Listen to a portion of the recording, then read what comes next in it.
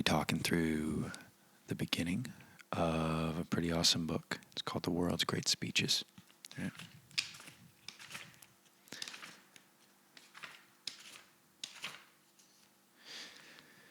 Section 1, which we'll start to work our way through slowly but surely. It's called The Great Speeches of Earlier Times. Section 1 is Greece and Rome, and we start out with Pericles. The age of Pericles is famous for the splendid development of the fine arts. Pericles, the brilliant Athenian statesman, gave mankind one of the greatest funeral orations ever made. That's a bit of a lofty claim. This address was delivered in 431 BC as a memorial to the first Athenian soldiers who fell in the Peloponnesian War. For context, the Peloponnesian War was the war between the united separate city-states of Greece and the Persian army, which was the far superior force going into both wars. Funeral oration. Many of those who have spoken before me on these occasions have commended the author of that law which we are now obeying, for having instituted an oration to the honor of those who sacrificed their lives in fighting for their country. For my part, I think it is sufficient for men who have proved their virtue in action, by action, to be honored for it, by such as you see the grand public gratitude now performing about this funeral, and that the virtues of many ought not to be endangered by the management of any one person when their credit must precariously depend on his oration, which may be good and may be bad. Difficult indeed it is judiciously to handle a subject where even probable truth will hardly gain assent. The hearer, enlightened by a long acquaintance, and warm in his affection, may quickly pronounce everything unfavorably expressed in respect to what he wishes and what he knows, while the stranger pronounces all exaggerated through envy of those deeds which he is conscious are above his own achievement. For the praises bestowed upon others are then only to be endured, when men can imagine they can do those feats they hear to have been done.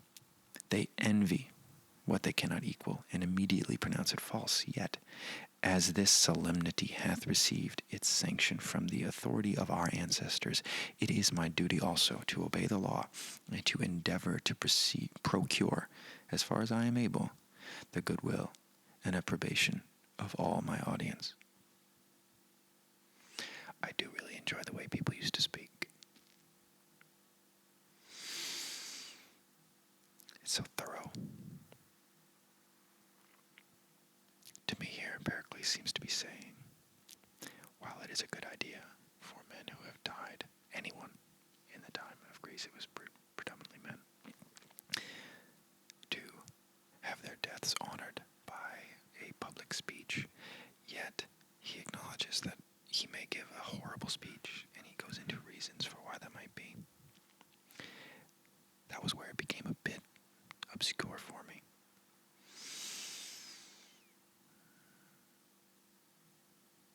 He says that the hearer, enlightened by a long acquaintance and warm in his affection, may quickly pronounce everything unfavorably expressed in respect to what he wishes and what he knows, while the stranger pronounces all exaggerated through envy of those deeds which he is conscious are above his own achievement. I have a hard time grasping that.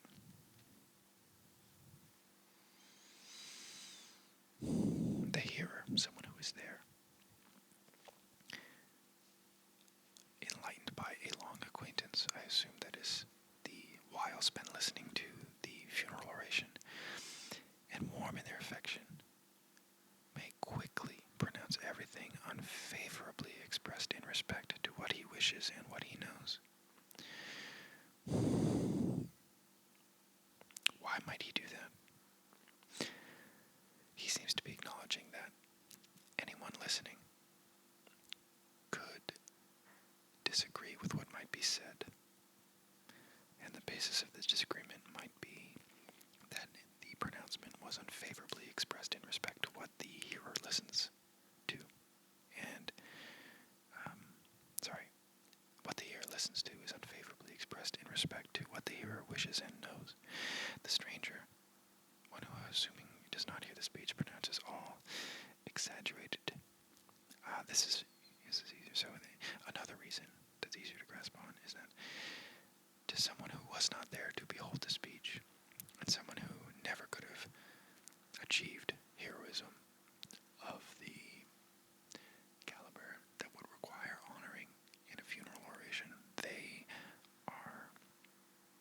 against that sort of speech from the start. Anyway, he basically acknowledges that while he may and likely will fail to do the task required of him, which is to fully and adequately honor men who died in war, he solemnly accepts that it is his duty, and he will try as far as he is able to procure the goodwill and approbation of all his audience. I shall therefore begin first with our forefathers, since both justice and decency require we should do on this occasion bestow on them an honorable remembrance. We should on this occasion, In this our country, they kept themselves always firmly settled, and through their valor handed it down free to every succeeding generation.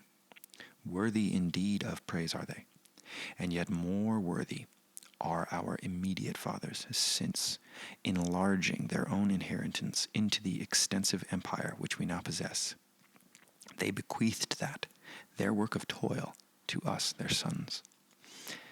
I will acknowledge briefly, and this is the one time I will do so, that this was a speech delivered in 431 BC. So all of the pronouns will be male pronouns, and that is just the way they spoke. I do not condone it, nor do I condemn it. I am simply reading the words as they were spoken. I mean, somewhat they were spoken in Greek, but you know what I mean. So, worthy indeed of praise are they, and yet more worthy are our immediate fathers, since, enlarging their own inheritance into the extensive empire which we now possess, they bequeathed that, their work of toil, to us, their sons. Yet even these successes we ourselves here present. We who are yet in the strength and vigor of our days have nobly improved and have made such provisions for this our Athens that now it is all sufficient in itself to answer every exigence of war and of peace. I mean not here to recite those martial exploits by which these ends were accomplished, or the resolute defenses we ourselves and our fathers have made against formidable invasions of barbarians and Greeks. Your own knowledge of these will excuse the long detail. But what polity and by what conduct we are thus aggrandized, but by what methods we have risen to this height of glory and power, by what polity and by what conduct we are thus aggrandized, I shall first endeavor to show, and then proceed to praise of the deceased. These, in my opinion, can be no impertinent topics on this occasion. The discussion of them must be beneficial to this numerous company of Athenians and of strangers. We are happy in a form of government which cannot envy the laws of our neighbors, for it hath served as a model to others, but is original at Athens. And this our form, as committed not to the few, but to the whole body of our people, is called a democracy. How different soever in a private capacity, we all enjoy the same general equality our laws are fitted to preserve, and superior honors just as we excel. The public administration is not confined to a particular family, but is attainable only by merit. Poverty is not a hindrance, since whoever is able to serve his country meets with no obstacle to preferment from his first obscurity. The offices of the state we go through without obstructions from one to another, and live together in the mutual endearments of private life without suspicions, not angry with a neighbor for following the bent of his own humor, nor putting on that countenance of discontent which pains though it cannot punish. So that in private life we converse without diffidence or damage, while we dare not on any account offend against the public. Through the reverence we bear to the magistrates and the laws, chiefly to those enacted for the redress of the injured, and to those unwritten, a breach of which is thought a disgrace. Our laws have further provided for the mind most frequent intermissions of care by the appointment of public recreations and sacrifices throughout the year, elegantly performed with a peculiar pomp, the daily delight of which is a charm that puts melancholy to flight. The grandeur of this our Athens causeth the produce of the whole earth to be imported here, by which we reap a familiar enjoyment, not more of the delicacies of our own growth than of those other nations. I must say that was particularly well spoken. I'm very impressed with this man. In the affairs of war, we excel those of our enemies who adhere to methods opposite our own.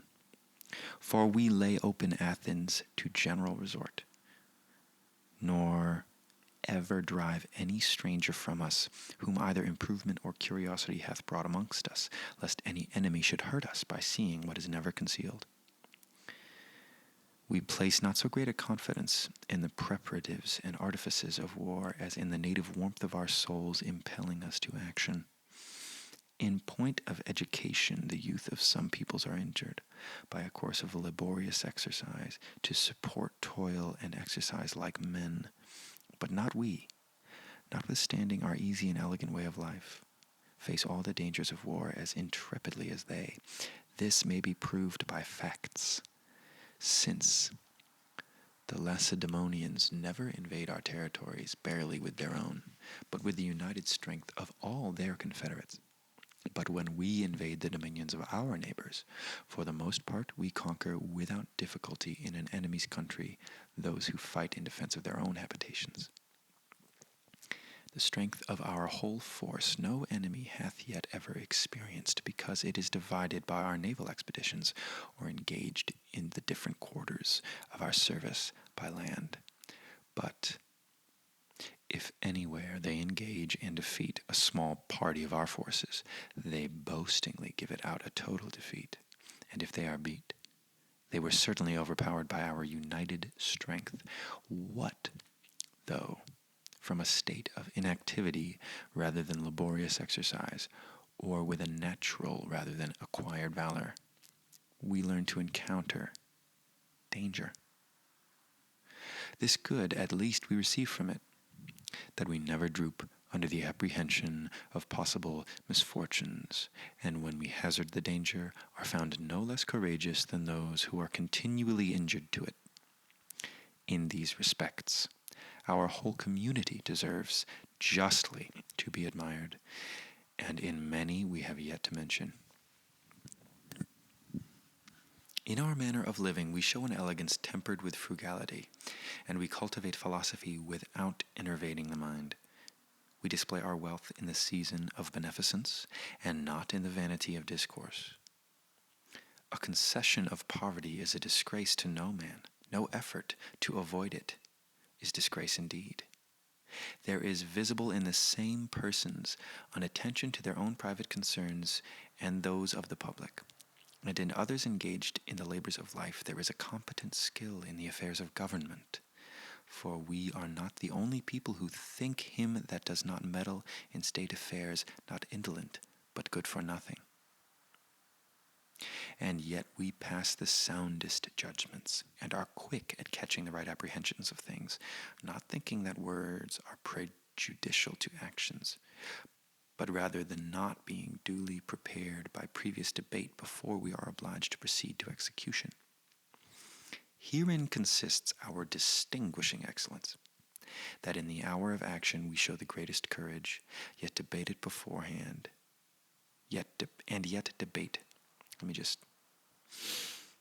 Herein consists our distinguishing excellence, that in the hour of action we show the greatest courage, and yet debate beforehand the expediency of our measures. The courage of others is the result of ignorance. Deliberation makes them cowards, and yet undoubtedly must be owned to have the greatest souls who, most acutely sensible of the miseries of war and the sweets of peace, are not hence in the least deterred from facing danger. In acts of beneficence further we differ from the many. We preserve friends not by receiving, but by conferring obligations. For he who does a kindness hath the advantage over him who, by the law of gratitude, becomes a debtor to his benefactor.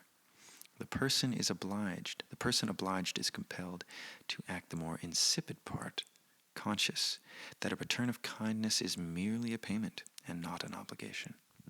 And we alone are splendidly beneficent to others, not so much from interested motives as for the credit of pure liberality. I shall sum up what yet remains by adding only that our Athens is general in the school of Greece, and that every single Athenian amongst us is excellently formed by his personal qualification for all the various scenes of active life, acting with a most graceful demeanor and a most ready habit of despatch. That I have not on this occasion made use of a pomp of words, but the truth of facts. That height to which by such a conduct this state hath risen is an undeniable proof. I find this to be somewhat funny in the modern era, that all we have just heard has been referred to as by Pericles as not a pomp of words, but a simple statement of fact. For we are now the only people of the world who are found by experience to be greater than in report, the only people who, repelling the attacks of an invading enemy, exempt their defeat from the blush of indignation, and to their tributaries yield no discontent, as if subject to men unworthy to command. That we deserve our power, we need no evidence to manifest. We have great and signal proofs of this, which entitle us to the admiration of the present and future ages.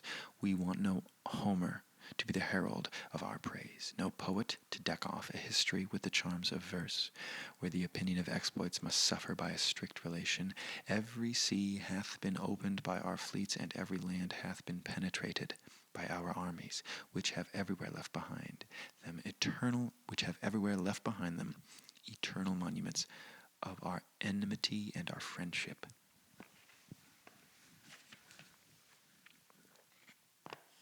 I love Pericles, but, that was,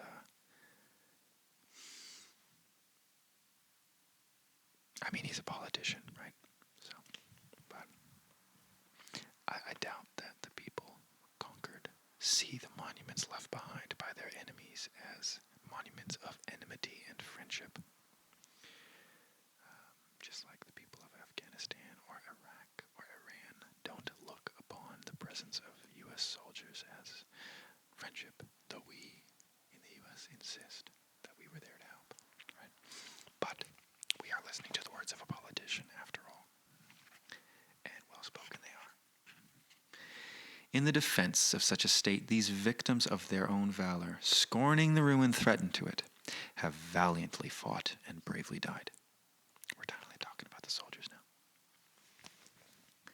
They valiantly fought and bravely died.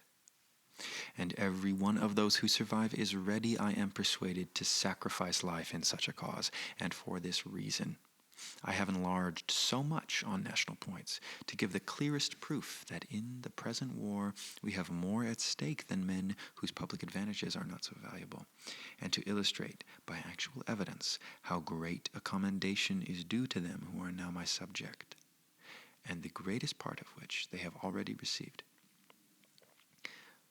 For the economy, I've never seen this word in my life, for the encomiums,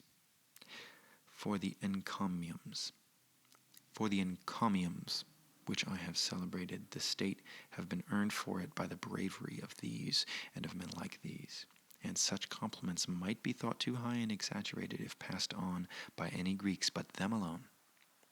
The fatal period to which these gallant souls are now reduced is the surest evidence of their merit, an evidence begun in their lives and completed in their deaths, for it is a debt of justice to pay superior honors to men who have devoted their lives in fighting for their country, though inferior to others in every virtue but that of valor. Their last service effaceth all former demerits. It extends to the public their private demeanors reached only by a few. Their private demeanors reached only by a few. as if to say that no matter who these men may have been, the fact that they died in this way grants them immortal value.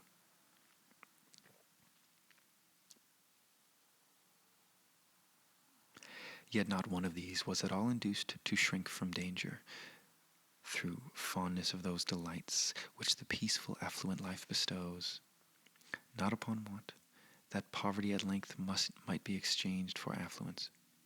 One passion there was in their minds much stronger than these, the desire of vengeance on their enemies. Regarding this as the most honorable prize of dangers, they boldly rushed towards the mark to glut revenge, and then to satisfy those secondary passions. The uncertain event they had already secured in hope, what their eyes showed plainly must be done. They trusted their own valor to accomplish, thinking it more glorious to defend themselves and die in the attempt than to yield and live. From the reproach of cowardice, indeed, they fled, but presented their bodies to the shock of battle, when insensible to fear, but triumphing in hope. In the doubtful charge they instantly dropped, and thus discharged the duty which brave men owed to their country. As for you, who now survive them, it is your business to pray for a better fate, but to think it your duty also to preserve the same spirit and warmth of courage against your enemies, not judging of the expediency of this from a mere harangue, where any man indulging a flow of words may tell you what you yourselves know as well as he, how many advantages there are in fighting valiantly against your enemies, but rather making the daily increasing grandeur of this community the object of your thoughts, and growing quite enamored of it. And when it really appears great to your apprehensions, think again that this grandeur was acquired by brave and valiant men, by men who knew their duty, and in the moments of action were sensible of shame, who, whenever their attempts were unsuccessful, thought it no dishonor for their country to stand in need of anything their valor could do for it, and so made it the most glorious present. Bestowing thus their lives on the public, they have every one received a praise that will never decay, a sepulchre that will always be most illustrious, not that in which their bones lie mouldering, but that in which their fame is preserved, to be on every occasion, when honor is the employ of their native land alone. When honor is the employ of either word or act, eternally remembered. Let's start over. Bestowing thus their lives on the public, they have every one received a praise that will never decay, a sepulchre that will always be most illustrious, not that in which their bones lie mouldering, but that in which their fame is preserved, to be on every occasion, when honor is the employ of either word or act, eternally remembered.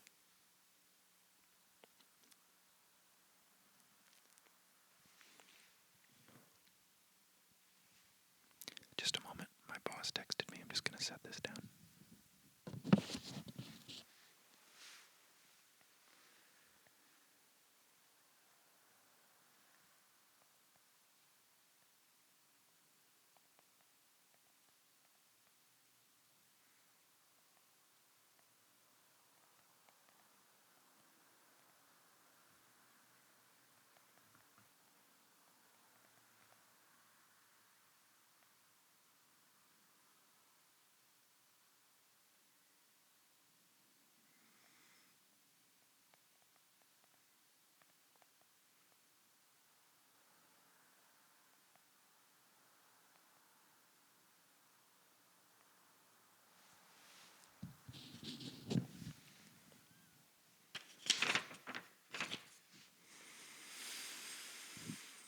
For the whole earth is the sepulchre of illustrious men, nor is it the inscription. Okay, my boss just said I could call him later. Cool. For the whole earth is the sepulchre of illustrious men, nor is it the inscription on the columns in their native land alone that shows their merit, but the memorial of them, better than all inscriptions in every foreign nation, reposited more durably in universal remembrance than on their own tombs. From this very moment, emulating these noble patterns, placing your happiness in liberty, and liberty and valor, be prepared to encounter all the dangers of war. For to be lavish of life is not so noble in those whom misfortunes have reduced to misery and despair, as in men who hazard the loss of comfortable subsistence and the enjoyment of all the blessings this world affords by an unsuccessful enterprise. Adversity, after a series of ease and affluence, sinks deeper into the heart of a man of spirit than the stroke of death insensibly received in the vigor of life and public hope. For this reason, the parents of those who are now gone, whoever of them may be attending here, I do not bewail. I shall rather comfort. It is well known to what unhappy accidents they were liable from the moment of their birth. And that happiness belongs to men who have reached the most glorious period of life, as these now have who are to you the source of sorrow. These whose life hath received its ample measure, happy in its continuous and equality, and equally happy in its conclusion. I know it in truth a difficult task to fix comfort in those breasts which will have frequent remembrances in seeing the happiness of others, of what they once themselves enjoyed, and sorrow flows not from the absence of those good things which we have never yet experienced, but from the loss of those to which we have been accustomed. They who are not yet by age past childbearing should be comforted in the hope of having more. The children yet to be born will be a private benefit to some in causing them to forget such as no longer are, and will double benefit to their country in preventing its desolation and providing for its security. For these persons cannot in common justice be regarded as members of equal value to the public who have no children to expose to danger for its safety. That did not age well. But you, whose age is already far advanced, compute the greater share of happiness your longer time hath afforded for so much gain. Persuaded in yourselves the remainder will be but short, and enlighten that space by the glory gained by these. It is the greatness of soul alone that never grows old, nor is it wealth that delights in the latter stage of life, as some give out, so much as honor. To you, the sons and brothers of the deceased, whatever number of you are here, a field of hearty contention is opened. For him who no longer is, everyone is ready to commend, so that whatever height you push your deserts, you will scarce ever be thought to equal, but to be somewhat inferior to these. Envy will exert itself against a competitor while life remains, but when death stops the competition, affection will applaud without restraint.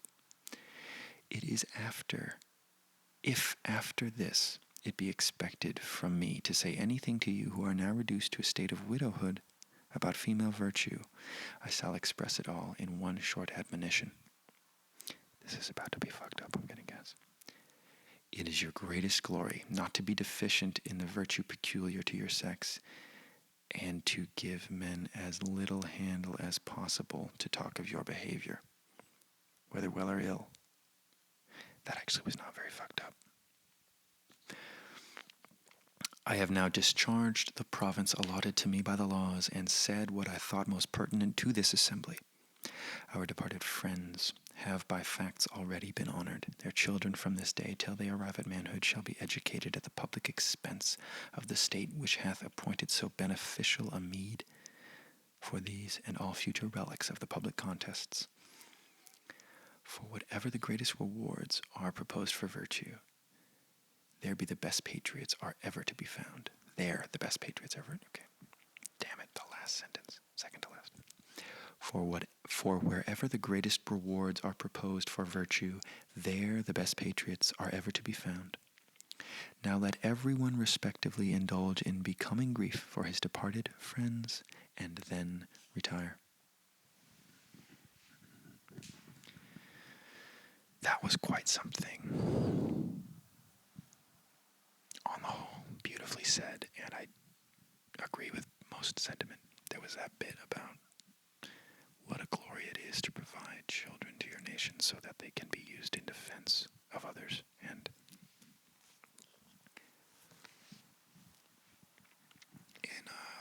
in our society now, the concept of a draft has been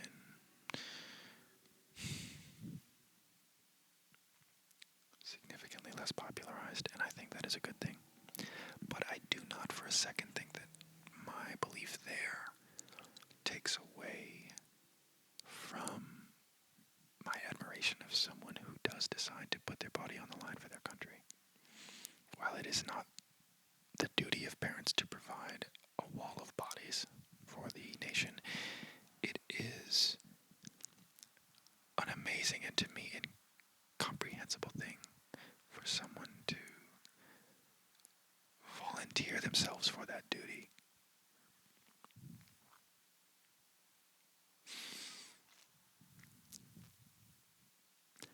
And I think back then maybe you didn't have a choice whether or not you were to become a soldier, but you did have a choice on how you conducted yourself in war.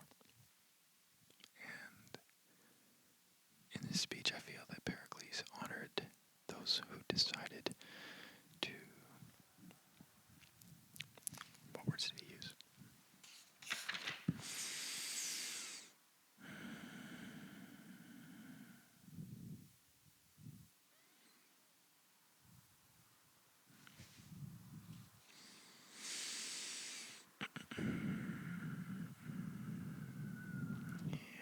Yeah, where was it? So he honors the people who, yes, fled the reproach of cowardice. Think of that. If you can, if you are armed in hardened leather armor, and you have a spear, right, and there's two bodies of men rushing towards each other, you have a choice. You can rush forward, remain alert, do your best to stay alive as long as possible by virtue of defeating enemies before you. Or you can hide behind somebody else who is doing that and avoid conflict. There is a commendation that is due to the one who decides to embrace conflict in that manner. Especially so if they truly believe their cause is just.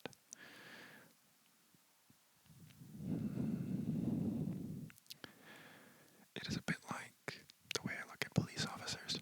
I would never reproach any police officer individually unless I knew for a fact that they have committed some abuse. They put their lives on the line. If they're like a Chicago police officer or some large city, but the ones in the burbs, less so. All the same.